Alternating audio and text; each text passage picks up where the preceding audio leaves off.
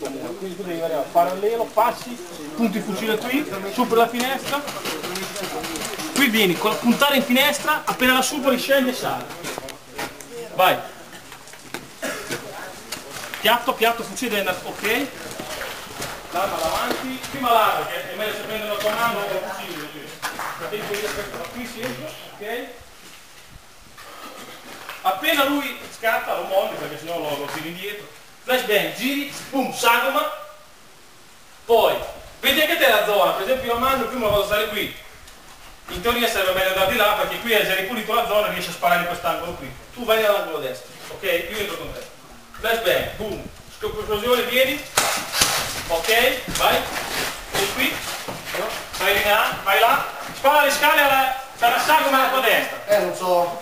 Va. Non hai colpi. Allora, tu devi proteggere lì. E te laggiù, vieni qui. Ora, tu devi vedere questa sagoma e sparare, sì. Appoggiato al muro perché ti fa sparare nella schiena. Abbassi l'arma. Lui entra, ripulisce lì. Contemporaneamente te entri, quando ha passato l'arma ripulisci qua. E se la tua sagoma puoi sparare. Lo rifacciamo.